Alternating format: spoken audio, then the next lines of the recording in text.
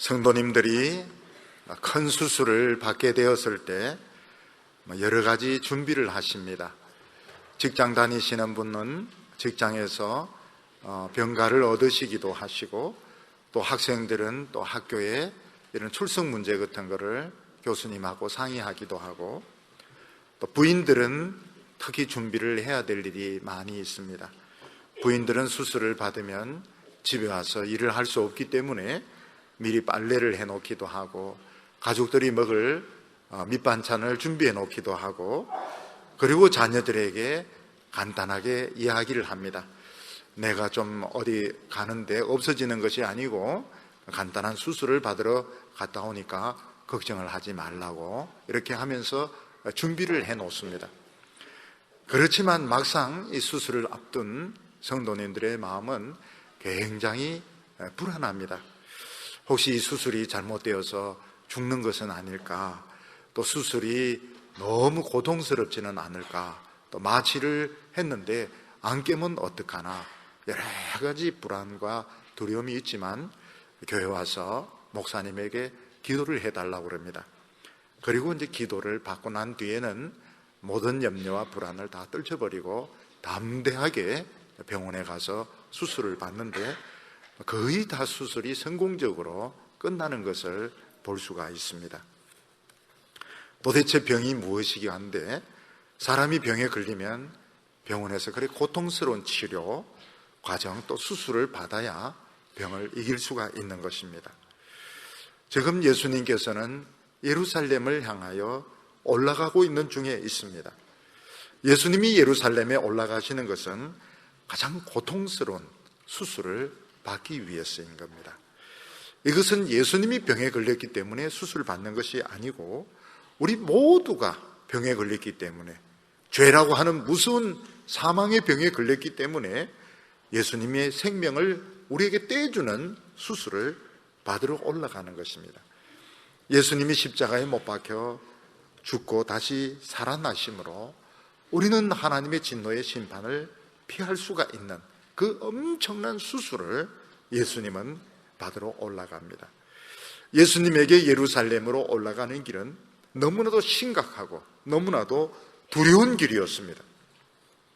그래도 제자들은 철이 없어서 예수님이 예루살렘에 가면 왕이 되실 줄 알고 기분이 들떠서 올라가고 있었습니다. 예수님께서는 예루살렘에 가시면서 제자들을 준비시켜 주셨습니다. 예수님이 예루살렘에 가시면 왕이 되는 것이 아니고 유대 지도자들에게 배척을 당하고 또 고통을 받고 십자가에 못 박혀 죽을 것이다 하는 것을 미리 가르쳐 주셨습니다. 또 예수님이 십자가를 지고 가신다면 사실 다른 사람의 형편은 눈에 들어오지 않을 것입니다. 근데 예수님은 할 수 있는 한 다른 사람들을 도우려고 했습니다. 그래서 예수님은 여리고에서 두 부류의 사람을 고쳐주시는데, 한 부류의 사람은 맹인이었습니다. 앞을 보지 못하는 맹인을 치료해 주시고, 또 한 사람은 마음이 병든 사람이었습니다. 삭개오라고 하는 그 세리의 마음을 치료해 주시고, 그러면서 예수님은 예루살렘으로 올라가셨습니다.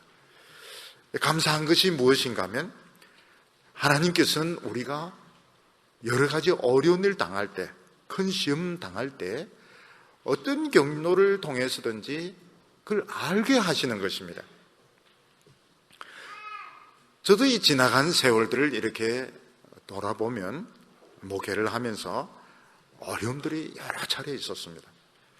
근데 하나님께서는 미리 알게 하시고 준비하게 하셔서 크게 놀라지 않도록 하셨습니다.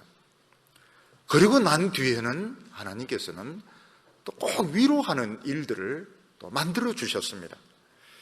우리가 이런 것을 보면 정말 예수 믿는 사람들이 왜 미래를 두려워할 필요가 없는가? 왜 나에게 닥칠 일을 두고 염려하고 걱정할 필요가 없는가? 우리가 예수를 믿지만 어려움이 안 생긴다고 볼 수는 없습니다. 그러나 하나님께서는 우리가 능히 감당할 수 있도록 분명히 미리 알게 하시고 또 준비하게 하시고, 그리고 어려움을 겪을 때는 물론 고통스럽습니다. 그런데 또 위로되는 일을 만들어 주셔서 우리가 능히 감당하게 하시는 것입니다. 우리 청년들 중에서 보면 이번에 시험에 또 떨어지면 어떻게 하나, 또 취직이 안 되면 어떡하나, 여러 가지로 걱정을 하는 분들이 많이 있는데 너무 걱정할 필요가 없습니다. 왜냐하면 하나님은 미리 어떻게 해서든지 알려주시고 준비하게 하시고 고통받은 이상으로 하나님 또 위로를 해주시기 때문에 걱정할 필요가 없는 것입니다. 오늘 첫 번째로 예수님은 예루살렘에 뭐가 기다리고 있는지 제자들에게 가르쳐 주셨습니다. 사람들은 자기 앞에 어떤 운명이 기다리고 있는지 모르기 때문에 사람들은 어떤 사람은 너무 염세적인 사람이 있고 어떤 사람은 너무나도 낙관적으로 살아가는 사람도 있습니다. 사람이 잠시 후에 자기가 어떤 지점에서 교통사고를 당해서 죽는다는 걸 알면은 무슨 일이 있어도 그 길로는 안 갈 겁니다. 또 자기가 어떤 사람을 만났는데 굉장히 정신적으로 피해를 받게 된다는 걸 미리 안다면 그 사람과 만나려고 하지 않을 것입니다. 근데 사람들은 미래의 일을 전혀 모르기 때문에 어떤 사람은 너무 염세적입니다. 너무 비관적이고 너무 염려하고 걱정하고, 어떤 사람은 너무 낙관적이고 너무 즐겁게 살아가는데 이 두 가지 다 좋지 못한 태도입니다. 예수님은 하나님의 아들이시기 때문에 앞으로 무슨 일이 일어날 것을 정확하게 알고 계셨습니다. 예수님을 기다리고 있는 것은 끔찍한 죽음이었습니다. 그리고 예수님이 이 죽음을 피하려면 얼마든지 피할 수 있었는데 예수님은 피하지 아니하고 당당하게 그 죽음을 향하여, 그 고통을 향하여 걸어가셨던 것입니다. 31절에 보면 예수께서 12제자를 데리시고 이르시되 보라, 우리가 예루살렘으로 올라가노니 선지자들로 기록된 모든 것이 인자에게 응하리라. 인자가 이방인들에게 넘기어 희롱을 받고 능욕을 받고 침뱉음을 받겠으며 저희는 채찍질하고 죽일 것이니 저는 3일 만에 살아나리라. 예수님은 예루살렘에서 자신이 당할 일을 두 가지 방면에서 설명을 했습니다. 하나는 거대한 이 거시적인 관점에서 설명을 하시고, 다른 하나는 아주 세부적인 이런 관점에서 설명을 하셨습니다. 예수님은 잠시 후에 자신이 당할 일이 그냥 우연히 일어난 일이 아니고 선지자가 기록한 것이 인자에게 성취되는 일이라고 말씀을 하셨습니다. 그러니까 예수님은 거대한 이 하나님의 구원 계획의 입장에서 볼 때 어떤 일이 일어나느냐, 이렇게 보셨습니다. 굉장히 중요한, 하나님의 구원 계획에 가장 중요한 일이 일어나고, 만약 이것이 생략되어진다면 우리 인간이나 하나님의 구원 계획은 전부 실패할 수밖에 없다. 이것을 예수님께서는 알고 계셨습니다. 그리고 예수님은 아주 세부적인 것까지 다 알고 계셨습니다.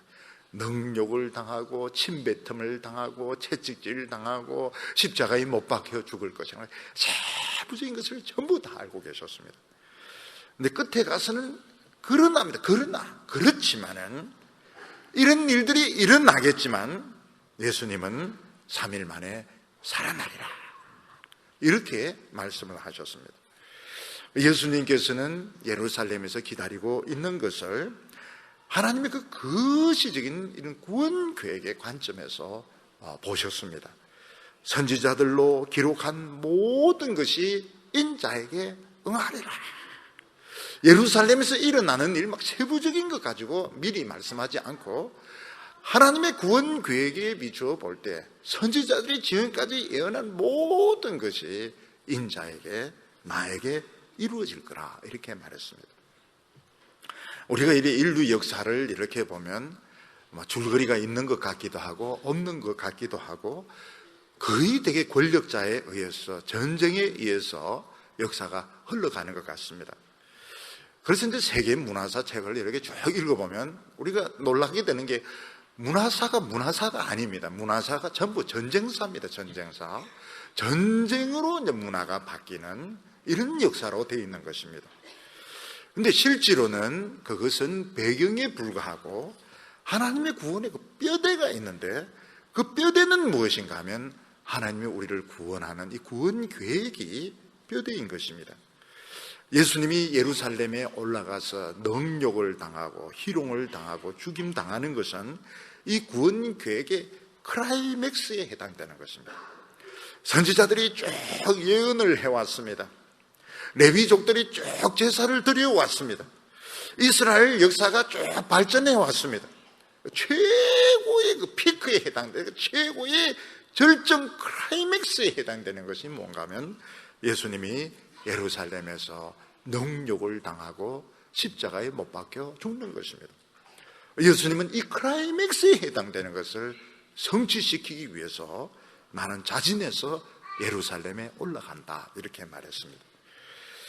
역사를 이 구속사적인 관점에서 잘 설명한 신학자가 있는데, 독일 신학자 오스카 쿨만이라는 사람은 모든 인류의 역사는 십자가를 향하여 이렇게 발전하고 있고, 그리고 난 뒤에는 이 십자가의 사건을 이렇게 확장시키는 그 구원의 절정에 예수 그리스도의 십자가가 있다. 오스카 쿨만이라는 사람은 그렇게 설명을 했습니다.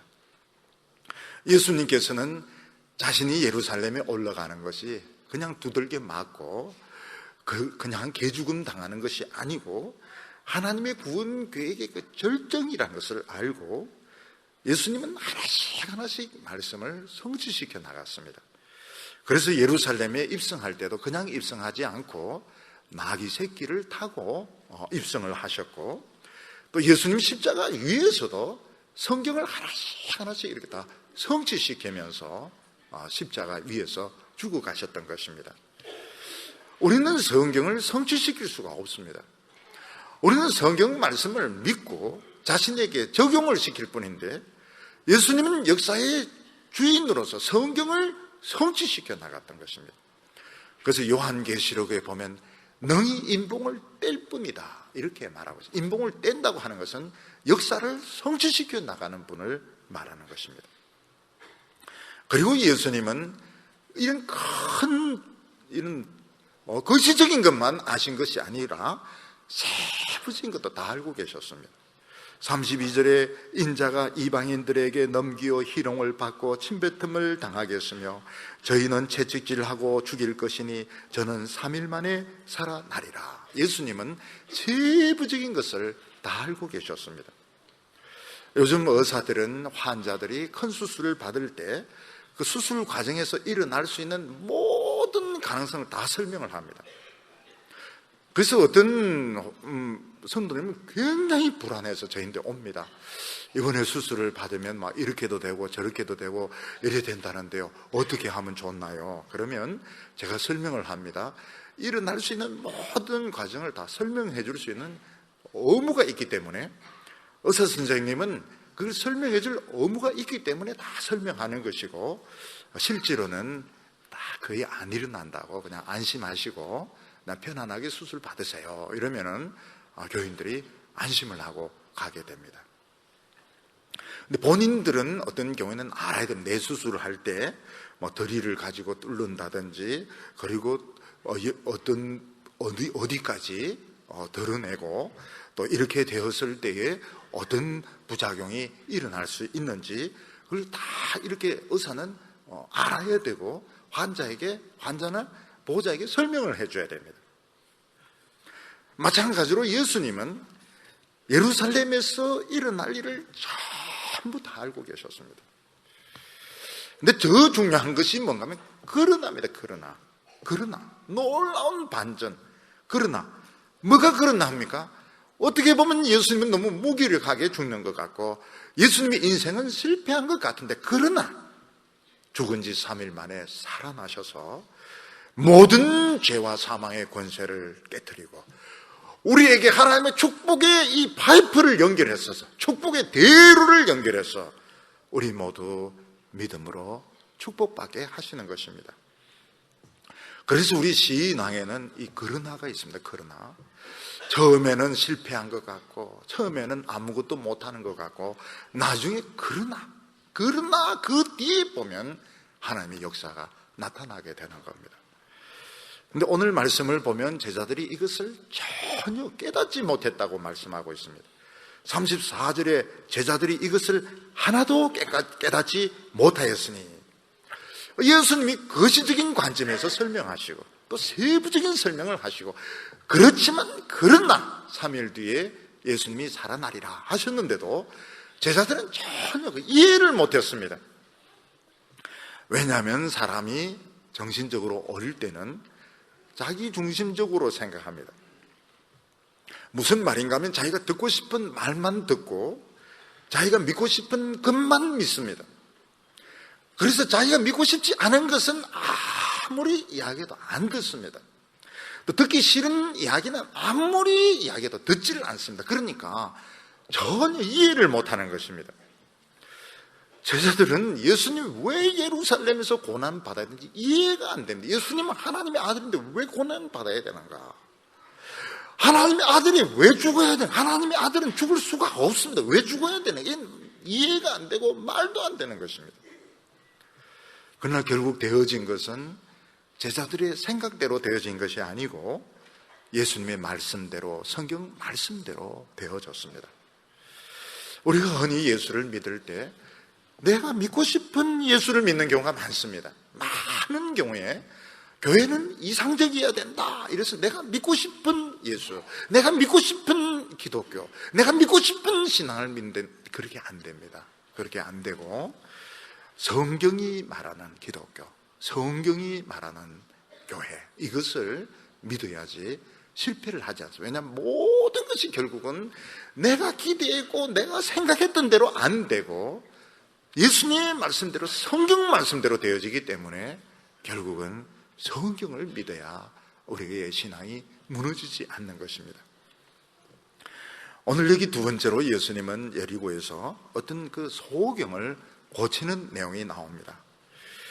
예를 들어서 우리가 무슨 재판을 받으러 가거나 수술을 받으러 가면 다른 사람의 어려움이 눈에 들어오지가 않습니다. 그러나 엄마는 수술을 하러 갈 때 틀립니다. 어떻게 하든 아이들 안심시켜 놓고 어떻게 하든 집안일이라도 하나 더 해놓고 가려고 합니다. 마찬가지로 예수님이 십자가 지러 갈 때에 막 처절하게 이렇게 간 것이 아니고 한 사람이라도 도우려고, 한 사람이라도 고쳐주시려고 했던 것을 볼 수 있습니다. 예수님이 여리고성을 지나가실 때에 어떤 소경이 예수님이 지나간다는 소리를 듣고 막 소리를 질렀습니다. 35절에 보면 여리고에 가까이 오실 때에 한 소경이 길가에 앉아 국을 하다가 무리가 지남을 듣고 이 무슨 일이냐 물은데 저희가 나사렛 예수께서 지나가신다 하니 소경이 외쳐 가로되 다윗의 자손 예수여 나를 불쌍히 여기소서 하거늘.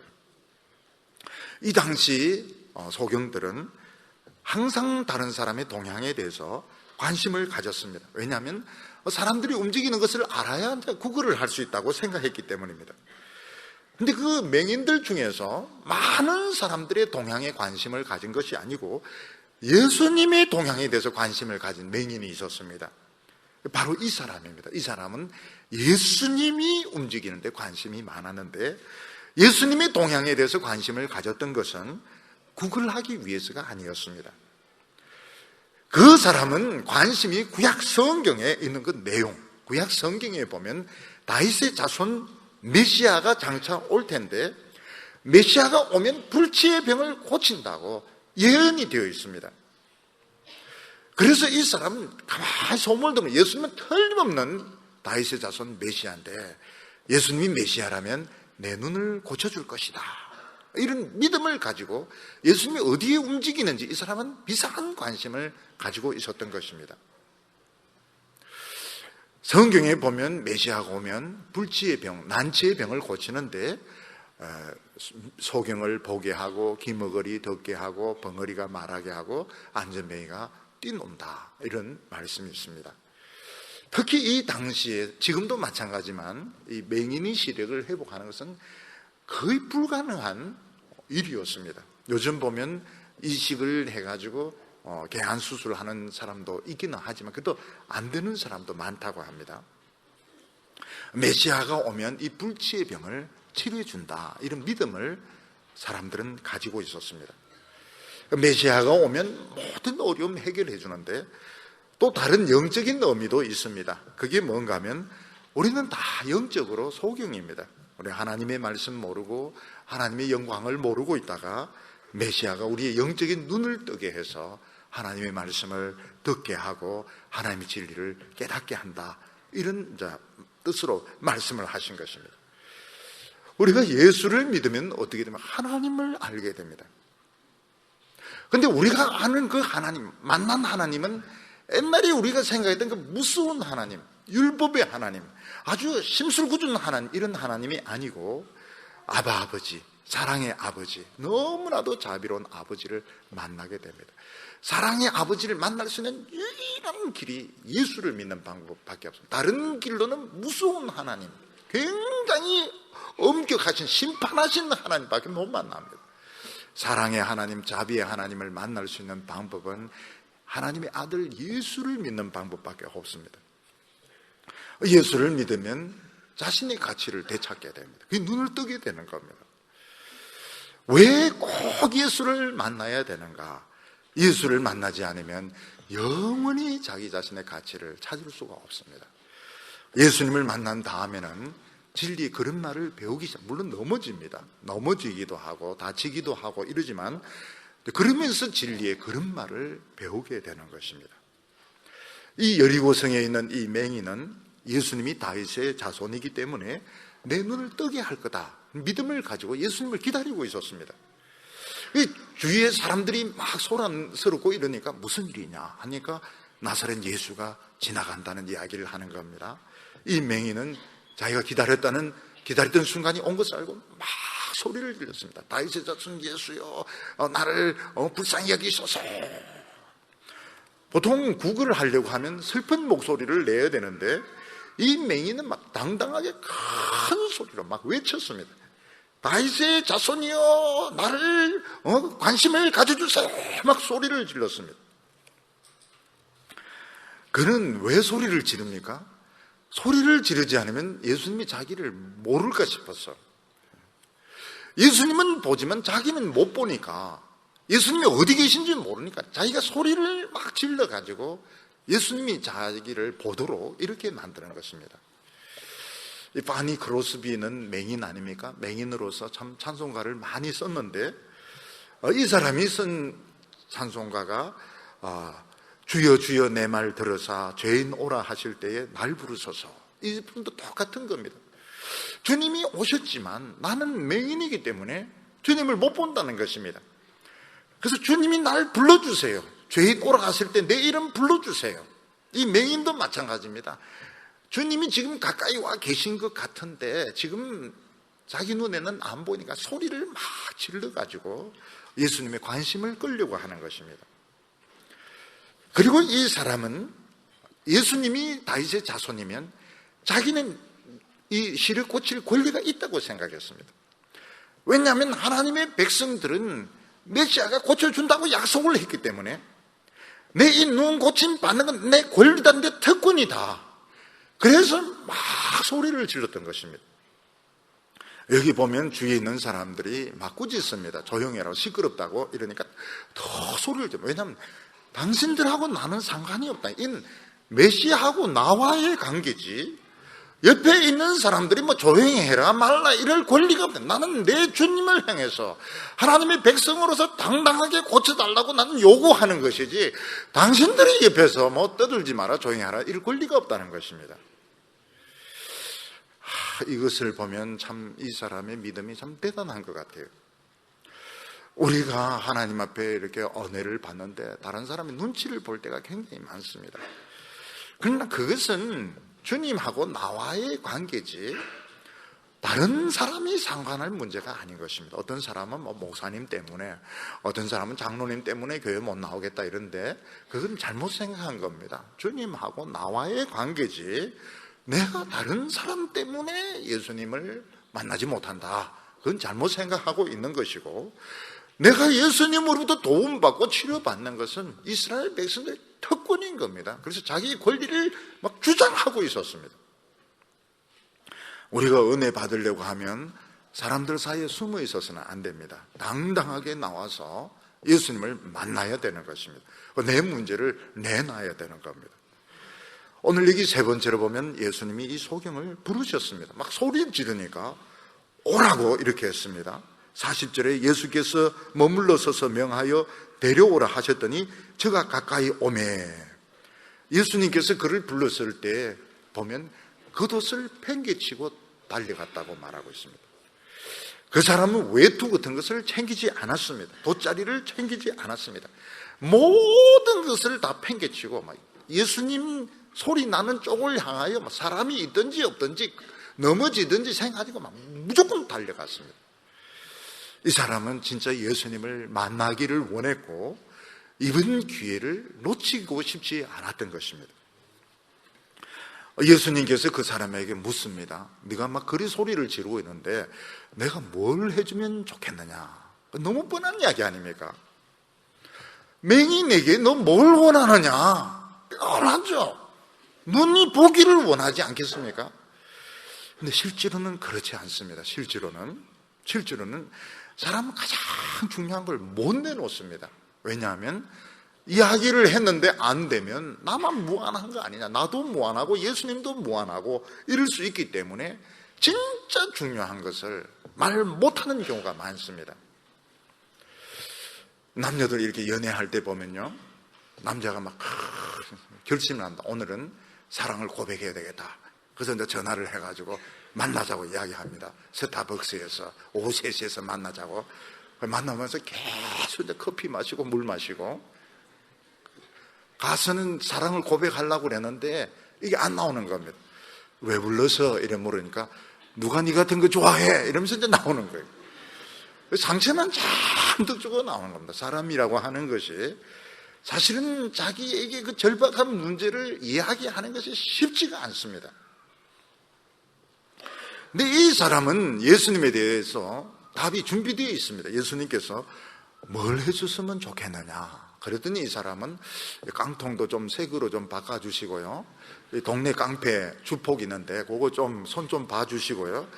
돗자리가 너무 냄새가 나서 안 되겠는데 좀 색으로 갈아주세요. 이런 말 안 했습니다. 이 사람은 답을 알고 있었습니다. 다른 사람 같으면 뭐 이런 너저분한 거 이야기해도 되겠지만 메시아라고 하면 제일 중요한 거, 핵심적인 거, 보기를 원합니다. 난 보고 싶어요. 이 핵심을 이야기를 했습니다. 예수께서 저에게 이르시되 보아라, 내 믿음이 너를 구원하였느니라. 보아라! 이 사람은 자기의 문제를 알고 있었습니다. 이 소경은 돈을 요구하거나 뭐 다른 거 요구하지 않고 자기는 보기를 원한다고 말했고 예수님은 그것을 그 자리에서 보아라! 이렇게 응답해 주셨습니다. 예수님은 메시아이기 때문에 우리의 모든 질고와 고통을 짊어지셨습니다. 지금 나를 비참하게 만드는 거 있으면 예수님도 이야기를 하세요. 참지 말고. 나를 비참하게 만들고 나를 힘들게 만드는 것이 있다면 그걸 당당하게 요구를 하시기를 바랍니다. 다른 사람이 조롱하고 비웃는 것은 중요하지 않습니다. 나와 주님과의 관계인 것입니다. 우리는 예수님께 나와서 기도하면서 뭘 기도해야 될지 모를 때가 많습니다. 열심히 이제 기도합니다. 주님이 됐다 그런데 뭘 해줄까 모르겠는데요. 열심히 기도했는데 결정적인 순간에 우물쭈물하면서 모르겠는데요. 다음에 말씀드리면 안 될까요? 저도 이 예배를 드리면서 혼자 스스로 질문을 해봅니다. 내가 이 예배를 통하여 원하는 게 뭘까? 생각이 안 날 때가 많이 있습니다. 생각이 안 나요. 뭐 때문에 내가 오늘 주님 앞에 나왔는지 생각이 안 날 때가 많이 있습니다. 우리는 이거를 생각을 해야 됩니다. 내가 오늘 이 시간 예수님 앞에서 부르짖을 것이 무엇인가? 내가 주님 앞에서 오늘 해결받고 싶은 것이 무엇인가? 주님 앞에서 시시한 거 내놓지 말고, 누구든지 할 수 있는 거 하지 말고, 어느 누구도 해줄 수 없는 최고로 중요한 거, 그거 예수님 앞에 담대히 이야기하고 고침받고 치료받는 우리 성도들 다 되시기를 축원합니다. 기도드리겠습니다. 거룩하신 하나님 아버지, 우리의 연약함과 부족함과 비참함을 아시고 예수님을 보내어주심을 감사합니다. 나의 주, 나의 하나님, 나의 메시아, 주여, 우리 청년들 어려운 문제들 많이 가지고 있습니다. 우리가 하나님 앞에서 이걸 참지 말게 하여 주시고 오늘 하나님 앞에 담대히 내어놓고 이야기해서 그대로 응답받는 저희들 되게 하여 주옵소서. 보기를 원하나이다, 보아라 말씀하셨던 주여, 오늘 저희들에게도 동일한 능력의 말씀으로 축복하여 주시옵소서. 예수님의 이름으로 기도하옵나이다.